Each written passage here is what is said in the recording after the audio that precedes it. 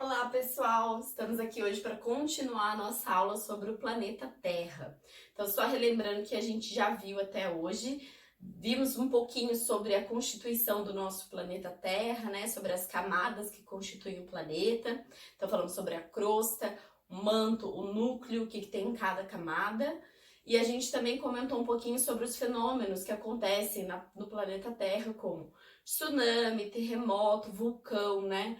Isso só faz a gente lembrar que, na verdade, a gente está num planeta que está em constante modificação, né? A gente está pisando aí sobre material rochoso no estado líquido, né? Que é a lava, o magma, né? Então, por estar, na verdade, em cima dessa camada toda de magma, a gente tem aí as ações que acontecem, né? Que movimentam a placa que a gente está sentado em cima, né? Que a gente está localizado em cima, tá? Relembrando um pouquinho, então, das camadas da Terra que a gente estava falando sobre a crosta, o manto e o núcleo, eu fiz uma comparação para vocês como do ovo cozido, não sei se vocês se lembram. Falei que a gente tem um ovo cozido, né, que é aquela casquinha do ovo dura, a gente tem a parte da clara, que fica branquinha, e a gema. Então, considerem o núcleo da Terra sendo a gema, que é a parte mais quente da Terra, o material mais quente, né, que tá ali uma bola de fogo. Depois a gente tem o manto, que é aquela região da clara, que é toda branquinha, também muito quente, material rochoso em estado líquido. E em cima a gente tem a crosta, que é essa, na verdade, a casquinha do ovo, bem fininha mesmo, tá? Não é à toa, porque aqui onde a gente tá também é bem fininha, né? A camada de crosta terrestre, ela vai em média uns 16 quilômetros para baixo. Então, é uma distância bem curta. Se você parar para pensar, é como se você fosse de São José dos Campos a Jacareí, mas cavando para baixo, né? E a gente comentou um pouquinho também de por que a gente não consegue cavar muito para baixo. Apesar de tudo isso, a gente não tem pesquisa suficiente para o interior da Terra, a não ser pelos fenômenos de observações de terremotos, tsunamis, vulcões, porque a gente tem aí uma camada muito quente lá embaixo. Tá? As máquinas não resistiriam a esse calor. Bom, então finalizamos o ciclo de falar para dentro, agora a gente vai falar para cima. A gente vai falar do que está em cima aí do planeta Terra, né? Que está habitando aí a parte que a gente está até a gente ir para o espaço intergaláctico, certo? Então a gente vai falar hoje sobre as camadas da atmosfera. São 5 camadas, bem simples. A gente vai comentar de cada uma delas e o que a gente encontra em cada camada para vocês terem um pouco de noção. Bom, gente, essas camadas, elas não são visíveis, como você pode perceber. Se você for lá para fora e olhar para o céu, você não vai conseguir ver 5 camadinhas, assim que nem arco-íris, né? Porque essas camadas, na verdade, são constituídas de ar, de gases, né? E a gente não conseguiria visualizá-los, tá? Mas é importante a gente dizer que a gente consegue sim perceber diferenças de temperatura, de constituição entre uma camada e outra, tá? Vamos começar então por onde a gente tá, ó. Troposfera, onde o ser vivo, o ser humano, a gente habita. Nessa camada que a gente está pisando aqui, até mais ou menos 20 quilômetros acima da nossa cabeça. Ou seja, parando para pensar em distâncias de novo, vamos imaginar que você está no Colinas, no shopping Colinas. E você quer viajar até Caçapava, a entrada de Caçapava. Então, você imaginar que você saindo do Colinas até Caçapava, a distância média ali vai ser uns 20 e poucos quilômetros, tá? Pela Dutra. É aquilo ali de distância de carro, só que se você imaginar agora, você vai para cima, você vai subir. Então, essa é a distância média. Não é muito, né, se você parar para pensar. Mas é nessa parte de 20 quilômetros que acontecem muitas coisas, tá? Dentre as, o que a gente tem nessa camada da troposfera?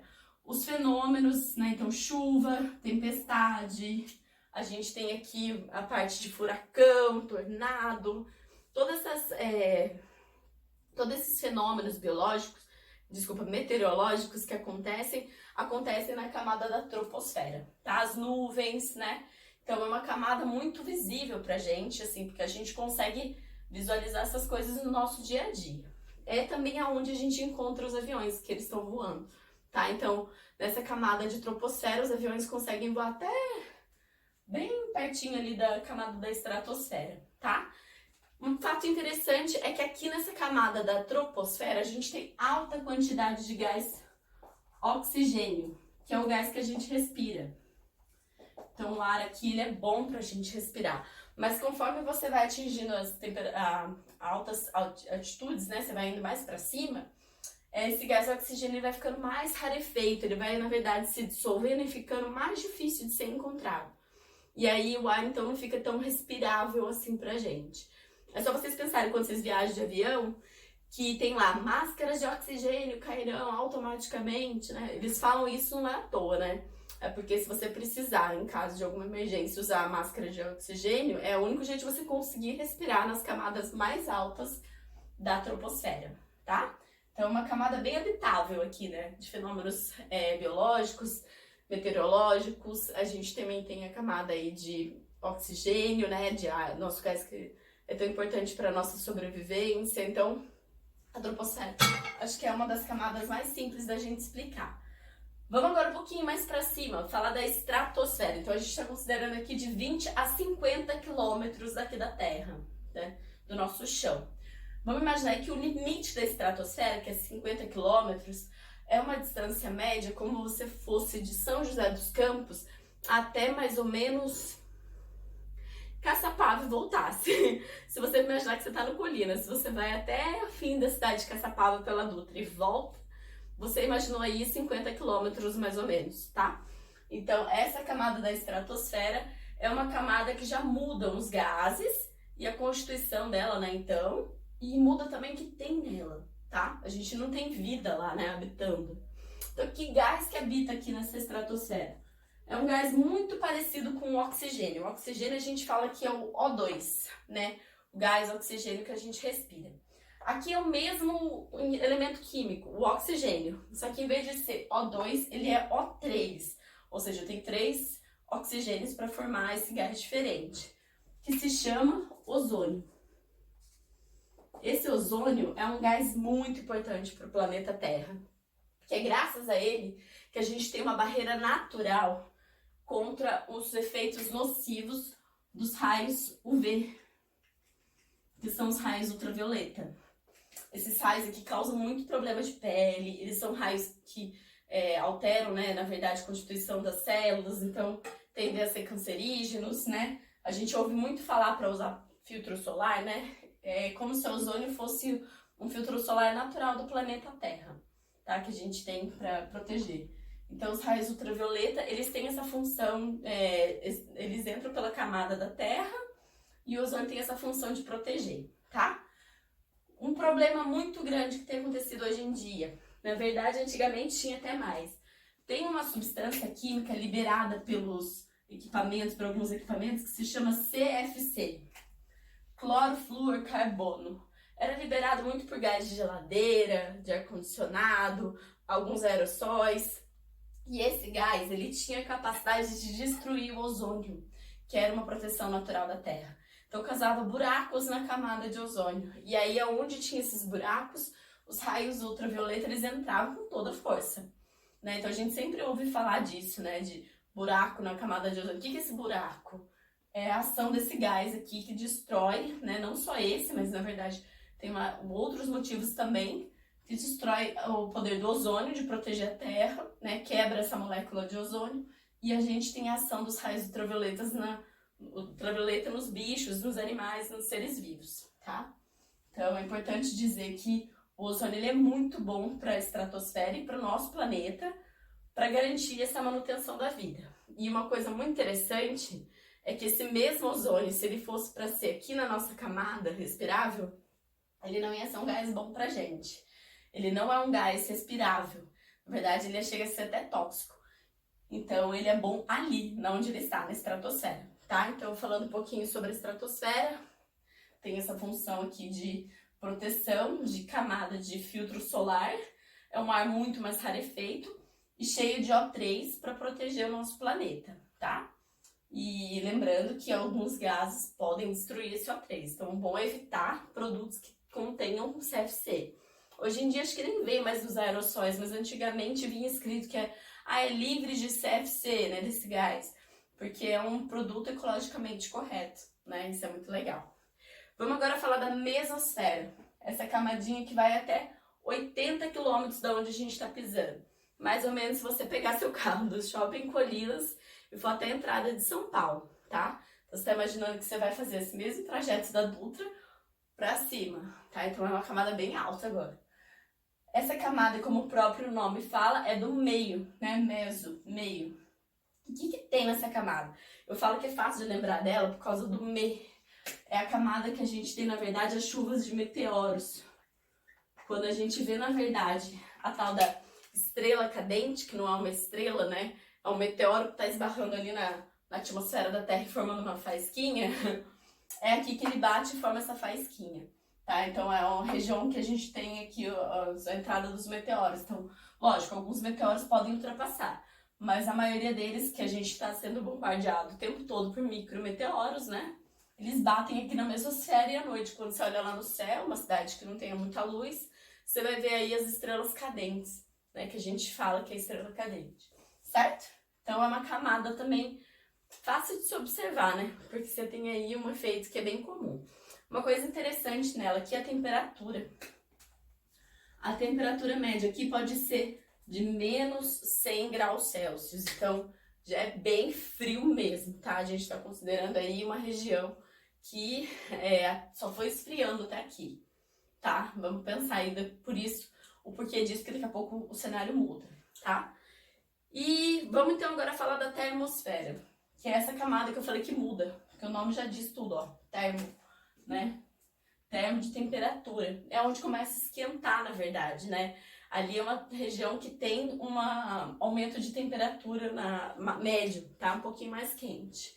E aqui a gente está considerando que vai do chão até 600 quilômetros lá em cima. Já é uma mega camada, né? Porque é de 80, na verdade, desculpa, não é do chão, tá, gente? A distância máxima dela é 600 quilômetros, mas ela é de 80 a 600 quilômetros. 600 quilômetros, que é o máximo dela, é como se você fosse de São José dos Campos a BH, Belo Horizonte. É bastante para cima. Então ela é uma camada bem mais densa, de quase 500 quilômetros aí, tá? E nessa termosfera, então, além dela ser mais quente,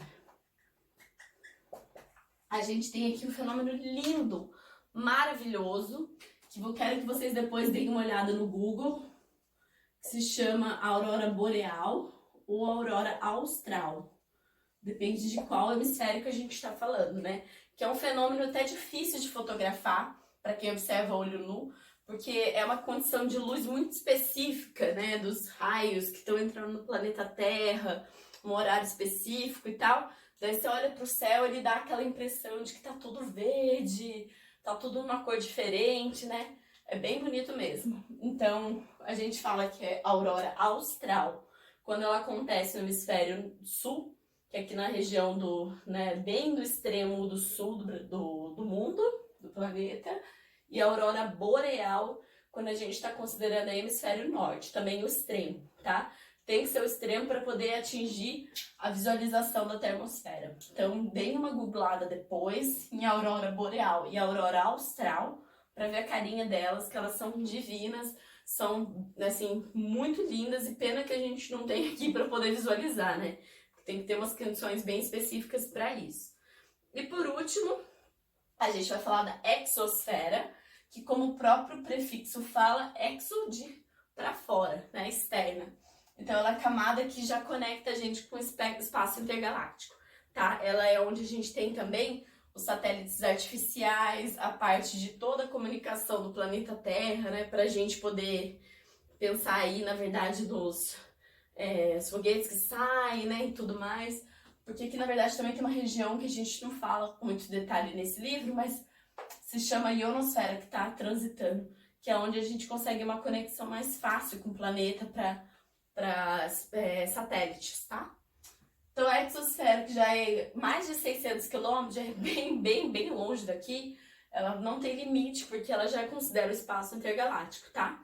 E o que a gente tem de interessante aqui? Os gases que se constituem ela já mudam completamente. Então a gente tem hidrogênio e hélio sendo os gases principais, que são gases já que a gente considera gases do espaço, né? Que grande parte do nosso universo é formado de hidrogênio.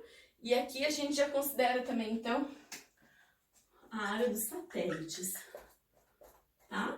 É a área de pesquisa, nossa, aqui que os satélites vão parar. Olha aqui a diferença de um avião para um foguete. foguete, né? Para onde ele vai.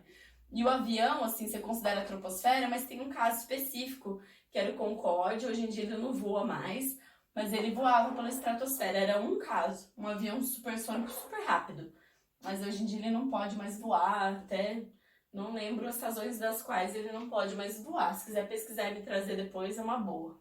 Mas ele voava nessa estratosfera. A maioria dos nossos aviões, na verdade todos, voam por aqui, tá? Então é bem distante mesmo, viu, gente? E é isso aí, gente. Falamos das 5 camadas, falamos das funções delas. E agora a gente vai aprofundar depois, assim, uma discussão bem legal sobre isso, pra gente comentar um pouquinho dos aspectos que eu citei aqui. Acho legal vocês verem, anotar agora o que a gente escreveu aqui, então eu vou desligar o vídeo. Aproveita para dar um pause e copiar tudo que tá aí a mais no vídeo para vocês, tá bom? Obrigada e até a próxima!